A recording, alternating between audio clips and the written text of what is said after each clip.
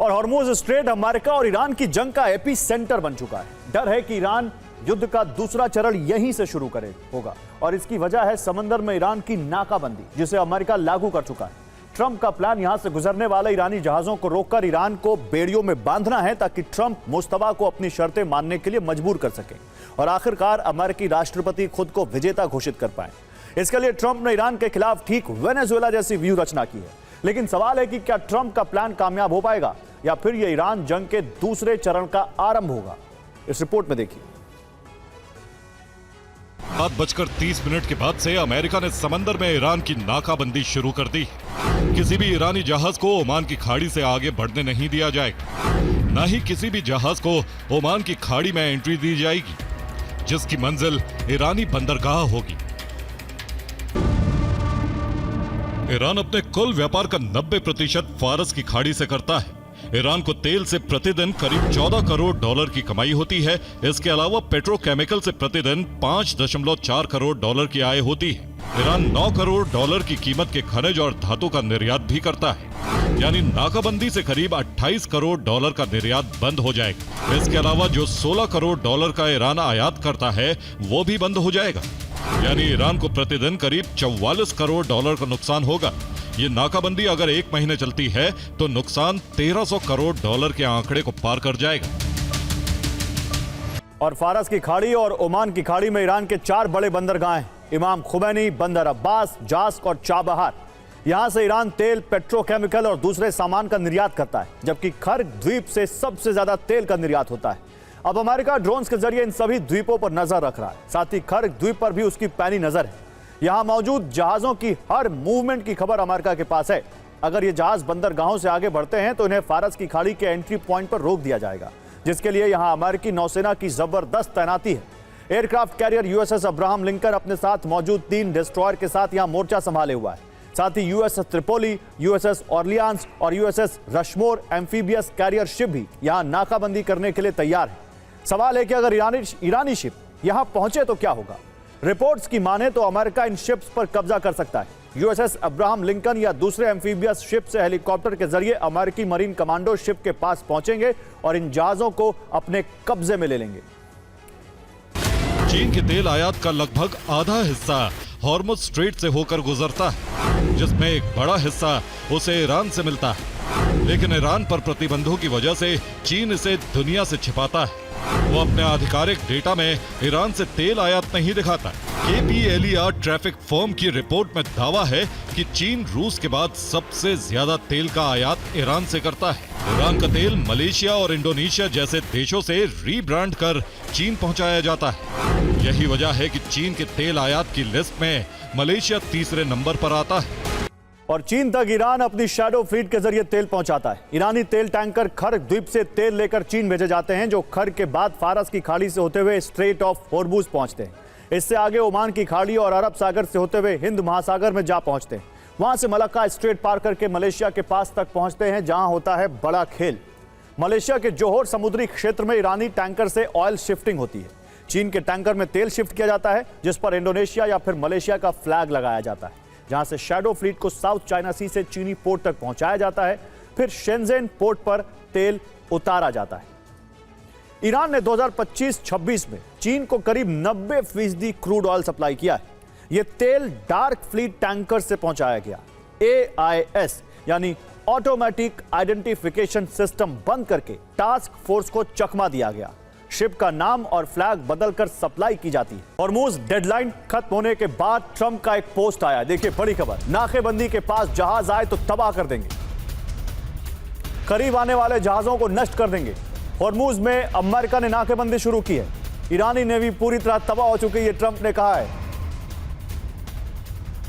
तो देखिए अब बड़ी खबर आ गई है। ट्रंप ने कहा है कि ईरानी नेवी पूरी तरह तबाह हो चुकी है और जो जहाज करीब आए हॉर्मुज के उनको नष्ट कर देंगे। नाकेबंदी के पास जो भी जहाज आए उनको तबाह कर देंगे।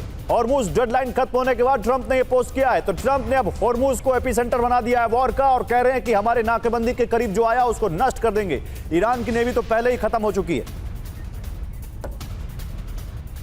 तो हॉर्मुज की लहरों में बारूद घुल चुका है और दुनिया महायुद्ध की दहलीज पर खड़ी है। एक तरफ ट्रंप का वो सुपरविजन है जो समंदर की गहराई से ईरानी माइंस को उखाड़ फेंकने का दम भर रहा है, तो दूसरी तरफ ईरान की वो आखिरी चेतावनी जिससे अमेरिकी युद्धपोतों की हॉर्मुज में एंट्री हुई तो अरब में सर्वनाश तय। सवाल सिर्फ तेल का नहीं है, सवाल अब साख का है। क्या ईरान हॉर्मुज में टोल वसूल कर अंतर्राष्ट्रीय कानूनों की धज्जियां उड़ा देगा, या अमेरिका ईरान को काबू में करने के लिए सबसे बड़ा ऑपरेशन शुरू कर देगा? हॉर्मुज का सुल्तान बनने के लिए अरब के इतिहास का सबसे बड़ा युद्ध कभी भी आरंभ हो सकता है। इसके लिए जो प्लान तैयार किया है उसके मुताबिक हॉर्मुज से सी माइंस हटाई जाएंगी। स्पेशल ऑपरेशंस के जरिए हॉर्मुज से ईरान का कंट्रोल हटाएंगे, जिससे ईरान को हॉर्मुज में टोल वसूलने से रोका जा सके। ईरान पर अंतर्राष्ट्रीय नियमों का उल्लंघन करने के लिए प्रतिबंध लगाए जाएंगे। सागर में मौजूद सभी वॉरशिप ध्यान दें, ये ईरानी नौसेना है। अगर आपको अपने आसपास कोई भी वॉरशिप दिखाई दे तो उससे 16 किलोमीटर से ज्यादा की दूरी बनाए रखें। हम बिना किसी चेतावनी के उन पर फायर करने के लिए तैयार हैं। यह आखिरी चेतावनी। और हॉर्मुज से माइंस हटाने का ऑपरेशन अमेरिका शुरू कर सकता है। इसका पहला तरीका माइन हंटिंग होता है, जिसमें माइंस को ढूंढना और नष्ट किया जाता है। इसके लिए हाई रेजोल्यूशन सोनार का इस्तेमाल किया जाता है। समंदर में लगाई माइंस की पहचान की जाती है। पहचान के बाद सी ड्रोन या मिसाइल से हमला किया जाता है। दूर से माइंस पर अटैक करके उसे नष्ट किया जाता है। दूसरा तरीका माइन स्वीपिंग होता है। इसमें सी माइंस को एक्टिव करके खत्म किया जाता है। माइंस के पास कृत्रिम मैग्नेटिक फील्ड बनाया जाता है। ऐसा लगेगा जैसे शिप गुजर रहा है। ईरान हॉर्मुज का नियंत्रण नहीं छोड़ने वाला है। हॉर्मुज में आने पर टोल टैक्स की वसूली की जाएगी, जबकि अमेरिका ने कहा है ईरान एक नेचुरल पास में टैक्स नहीं वसूल सकता है। हालांकि अभी सिर्फ 2 नेचुरल स्ट्रेट है जहां टोल टैक्स वसूला जाता है, जिसमें एक है बॉस्पोरस स्ट्रेट और दूसरी है डार्डानेल्स स्ट्रेट। दोनों पर ही टैक्स वसूलने का अधिकार तुर्की के पास है। दोनों ही जगह से संयुक्त रूप से तुर्की एक कंटेनर शिप से 1 से 2 करोड़ वसूलता है। तुर्की 1936 की मॉन्ट्रैक्ट संधि के दायरे में रहकर टोल वसूल रहा है। 1936 की मॉन्ट्रैक्ट संधि के तहत वो सीधा टोल तो नहीं ले सकता, लेकिन सर्विस टैक्स के नाम पर मोटी रकम वसूलता है, जिसमें सैनिटरी निरीक्षण, बचाव सेवाएं और लाइट हाउस जैसी सुविधाएं आती। और एनिमेशन के जरिए हॉर्मुज की भौगोलिक स्थिति समझिए। दरअसल इस सकरे रास्ते के इनबाउंड और आउटबाउंड पर दोनों देश हैं। हॉर्मुज का लगभग पूरा हिस्सा ईरान और ओमान के जल क्षेत्र में आता है। हॉर्मुज के सबसे सकरे इलाके 39 किलोमीटर वाले हिस्से में दोनों के जल क्षेत्र आपस में मिल जाते हैं। इसीलिए इसे शेयर्ड जोन रखा गया है, क्योंकि किसी भी देश की समुद्री सीमा उसके तट से 12 नॉटिकल मील यानी 22 किलोमीटर होती है। इस हिसाब से सबसे गहरे जल क्षेत्र में यहां से टैंकर गुजरते हैं। वहां दोनों देशों की हिस्सेदारी है। व्यावसायिक जहाजों के आने जाने के लिए जो समुद्री रास्ता इस्तेमाल होता है वो ओमान के जल क्षेत्र में। इसीलिए ईरान कहता है कि वो ओमान के साथ मिलकर इस पर अपना नियंत्रण करेगा। अब ईरान हॉर्मुज में एंट्री के लिए सुरक्षा शुल्क ऑयल टैंकर से वसूलने जा रहा है। इसके लिए ईरान $1 प्रति बैरल तेल पर ट्रांजिट टोल लगाने की बात कह चुका है। एक टैंकर से अधिकतम $20 लाख तक वसूले जा सकते हैं। वार्ता से पहले रोजाना सिर्फ 15 टैंकरों को गुजरने की मंजूरी दी थी, जबकि अभी एंट्री बंद है। पहले रोजाना 140 शिप निकलते थे। ईरान के फैसले से अमेरिका की बौखलाहट सामने आई है। ईरान पर प्रतिबंध लगाने की धमकी दी है और इसके अलावा अमेरिका हॉर्मुज से नाकाबंदी हटाने का ऑपरेशन शुरू कर सकता है।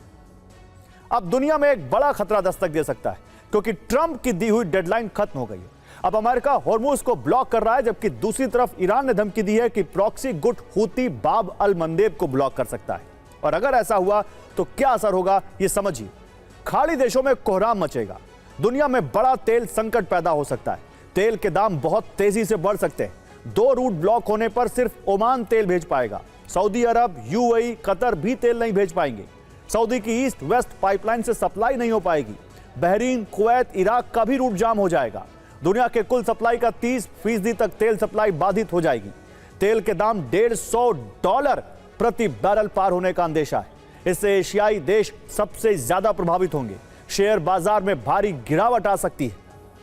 दुनिया के महासागरों और समुद्रों के उपयोग के लिए इसको 1982 में बनाया गया और उसे 1994 से प्रभावी रूप से लागू किया गया। इसके तहत यदि कोई प्राकृतिक जल डमरू मध्य अंतर्राष्ट्रीय व्यापार के लिए अनिवार्य है तो किनारे वाला देश वहां से गुजरने वाले विदेशी जहाजों को रोक नहीं सकता और न ही उन पर टोल लगा सकता है।